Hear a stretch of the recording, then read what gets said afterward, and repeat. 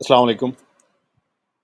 आज हम इवैल्यूएट करेंगे करण थापर के इंटरव्यू के उस हिस्से को जिसमें वो जम्मू कश्मीर के आखिरी गवर्नर सतपाल मलिक से पुलवामा के बारे में पूछ रहे हैं, जो कि 2019 में हुआ था और 40 सीआरपीएफ जवान जो हैं उसमें मारे गए थे। तो इसको आज हम एवेल्यूएट करेंगे और देखेंगे कि आया कि पाकिस्तान ने करवाया या मोदी गवर्नमेंट ने खुद कराया, क्योंकि उस वक्त इलेक्शन की तारीख जो थी वो आसपास थी। Let's then jump 3 months to February 2019 when Pulwama happened. Let's talk about Pulwama. In a sense, it was the first big thing after the dissolution of the assembly that happened while you were governor. There were adverse intelligence reports right through January, and I believe even up till the middle of February. And yet, despite those reports, 1,000 CRPF Jawans traveled by road in a huge convoy, which was a sitting target. You were governor at the time. Yes. How is it that this was permitted to happen? It was करण थापर जो हैं वो सतपाल मलिक, जो कि आखिरी governor Jammu Kashmir के, उनसे कह रहे हैं कि पूरी जनवरी और फरवरी में इंटेलिजेंस की रिपोर्ट्स थी कि कोई बहुत बड़ा सानिया हो सकता है, और ये रिपोर्ट्स आपको पता थी। तब भी 1000 सीआरपीएफ जवान जो थे उनको ये इजाज़त क्यों दी गई कि वो वहाँ से बाय रोड जाएं? आपने उसको रोका क्यों नहीं? अब आइए सुनते हैं सतपाल मलिक जो हैं वो इसका क्या जवाब देते हैं। clearly Let asking for trouble. me tell you the facts. CRPF people asked for aircraft to ferry their people because इतना बड़ा कॉन्वॉय कभी रोड से नहीं जाता है। आपसे पूछा था? जी, आपसे ये मेरे से नहीं, जो जिससे कंसर्न थे होम मिनिस्ट्री से पूछा, राजनाथ जी के यहाँ। They refuse to give. अगर मेरे से पूछते तो मैं एयरक्राफ्ट देता उनको, कैसे भी देता। 5 एयरक्राफ्ट की जरूरत थी सिर्फ, उनको एयरक्राफ्ट नहीं दिया गया। ये आप इम्पोर्टेंट चीज कह रहे हैं। होम मिनिस्ट्री से इजाजत मांगी एयरक्राफ्ट के लिए and home ministry refused to permission. give. Yes, and I told it to the Prime Minister same evening. यहाँ पे हम सुनते हैं कि सतपाल मलिक जो हैं करण थापर के जो सवाल उठाए गए थे उनका जवाब इस तरह दे रहे हैं कि मुझसे सीआरपीएफ वालों ने इजाज़त नहीं मांगी, ना मुझे कुछ बताया। होम मिनिस्ट्री से उन्होंने इजाज़त भी मांगी। राजपाल सिंह जो उस वक्त होम मिनिस्टर थे उनसे 5 जहाज़ मांगे जो उन्होंने मना कर दिए। अपने जहन में रखिएगा, पहले हम बात कर चुके हैं कि पूरी जनवरी और फरवरी के दरमियान तक ये इंटेलिजेंस की रिपोर्ट्स थी कि वहाँ पे हमला हो सकता है, और जब होम मिनिस्ट्री से इजाज़त मांगी कि हमें जहाज़ दिए जाएं, होम मिनिस्ट्री ने इनकार कर दिया।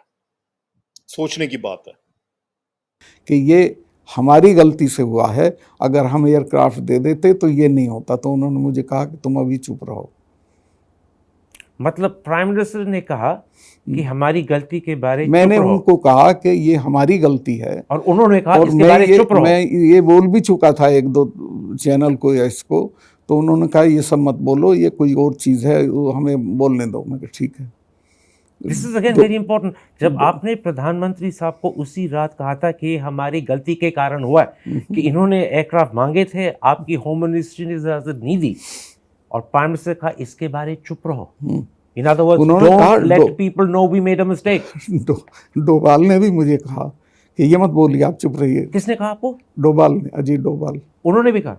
वो मेरे क्लास फेलो रहे हैं, तो मेरे से कुछ भी बात कर सकते थे। उन्होंने कहा सतपाल भाई ये मत कहो। So what you're saying मुझे is लग both गया the था, Prime मैं Minister, आपसे शेयर कर सकता जी? हूँ, मुझे लग गया था कि अब ये सारा ओनस पाकिस्तान की तरफ जाना है, तो चुप रहिए।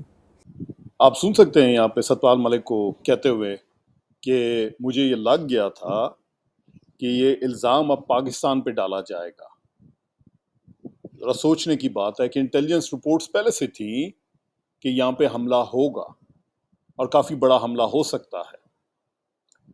उसके बावजूद जब रिक्वेस्ट की गई होम मिनिस्ट्री से कि हमें जहाज़ दिए जाएं, 5 जहाज़ जो कि ज़्यादा नहीं थे, 1000 बंदे के लिए, 1000 जवानों के लिए, वो जो रिक्वेस्ट थी वो रिजेक्ट कर दी गई होम मिनिस्ट्री की तरफ से।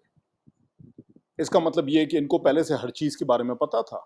होम मिनिस्टर मतलब गवर्नमेंट ऑफ इंडिया, मतलब प्राइम मिनिस्टर मोदी की गवर्नमेंट को। मतलब ये एक तरह की सरकार की चालू पॉलिसी थी कि blame Pakistan Exactly. and we will get credit and Yes. it will help our election. Exactly.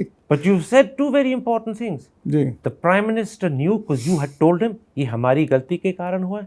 मुझे बिल्कुल याद है, he was in national Corbett park, अपना शूटिंग करा रहे थे, वहाँ फ़ोन नहीं होता है, वहाँ से बाहर निकल के ढाबे से उन्होंने मुझे फ़ोन किया, सतपाल क्या हुआ? मैं कहा साहब ऐसे ऐसा हुआ, मैं तो बहुत दुखी हूँ, ये सिर्फ हमारी गलती से हुआ, अगर हम एयरक्राफ्ट दे देते तो ये नहीं होता। तो उन्होंने कहा कि इस पर चुप रहिए आप। और दोवल साहब ने भी कहा चुप रहिए. हाँ, चुप रहिए। In an interview to a YouTube channel, जी, you said that the route was not properly sanitized, security was not of proper. Course it was not. पूरे रूट में 8-10 लिंक रोड मिलती हैं, in specifically in that area. एक भी जगह जहाँ वो मिलती है वहाँ that should be manned by some gypsy और something, so that nobody can enter that route. Nothing was done. Satpal Malik यहाँ पे कह रहे हैं कि जिस रूट से जवानों ने गुजरना था, जो मेन रूट थी, वहाँ पे 8 से 10 लिंक रोड्स थी जिन पे मुहाफ़िज़ नहीं खड़े किए गए थे। आपके पास इंटेलिजेंस रिपोर्ट हो पूरे जनवरी और फरवरी में कि हमला एक बड़ा हो सकता है और तब भी आप मुहाफ़िज़ ना खड़ा करें, तो ये क्या बात आपको बताती है? होम मिनिस्ट्री से पहले जहाज़ मांगे गए जो कि मना कर दिए गए, और जो 8 से 10 लिंक रोड्स थी उनको भी सिक्योर नहीं किया गया। तो इसका मतलब ये है कि इनको पहले से पता था कि क्या होने वाला है, इंडियन गवर्नमेंट को। जो भी लिंक रोड थे वो unmanned. Unmanned all of them, कितने ऑलमोस्ट लिंक रोड थे आपको पता है? अराउंड 8-10। 8-9 लिंक रोड जी, वो unmanned. Unmanned. This is a huge security lapse. This also I told them, मगर this was our lapse, because हम तो लूप में थे नहीं, CRPF was doing on their own. In your YouTube interview, आपने कहा यहाँ पे इनकॉम्पिटेंस थी, यहाँ पे लापरवाही थी. किसकी इनकॉम्पिटेंस, किसकी लापरवाही? ये होम मिनिस्ट्री की थी और उनके जो सीआरपीएफ के लोग हैं उनकी, दोनों की. दोनों की। CRPF and Home Ministry. Home ministry. And Home Ministry came under Rajnath Singh. अब whosoever was there, I don't know. He was Rajnath Singh. And that means the buck stops with Rajnath Singh, who was Home Minister. Of course, He carries the blame. if I was a home minister, I would have carried the blame. If you were Home Minister after this, would you have resigned? Pardon? If you were Home Minister after this, would you have resigned? वो तो सबका अलग अलग लेकिन आप अपना value बताइए। system, मैं तो छोड़ देता। छोड़ देते. After Pulwama happened, It was a great, great tragedy in the life of nation. 40 valuable jawans were sacrificed due to our incompetence.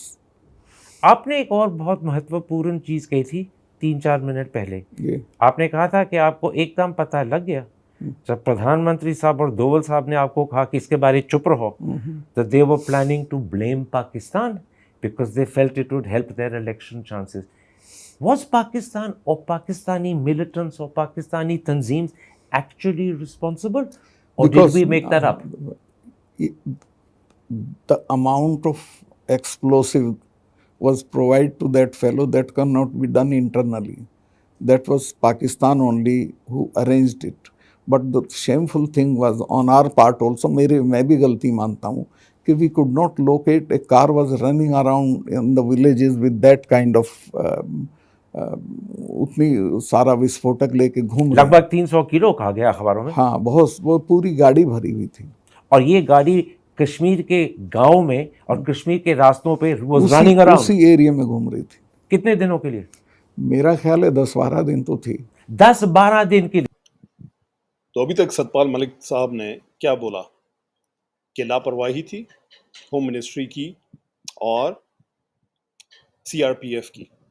दूसरी बात उन्होंने क्या बोली इन दोनों साहिबान ने कि इलेक्शन के आसपास का टाइम था। तीसरी बात कि तकरीबन 300 किलो जो था वो मवाद था।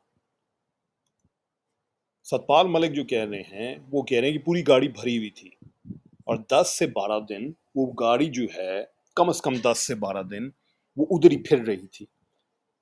ज़रा सोचिए, अगर ये मवाद पाकिस्तान से आया होता तो क्या उनके पास इंटेलिजेंस ना होती, और वो 10 से 12 दिन के लिए उधर अपने जिनको उन्होंने मवाद दिया था वो बोलते कि लेके फिरते रहो।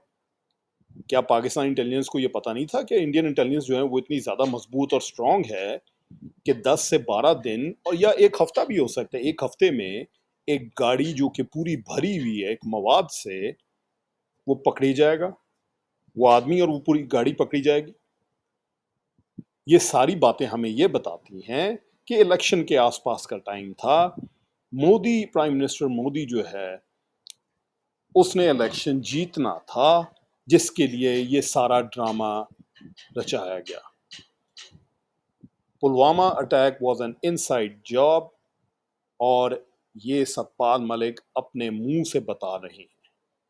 जी A car loaded with 300 kilos yes of yes RDX yes was traveling around the villages and roads of Kashmir and no one knew. no one knew, no one intercepted.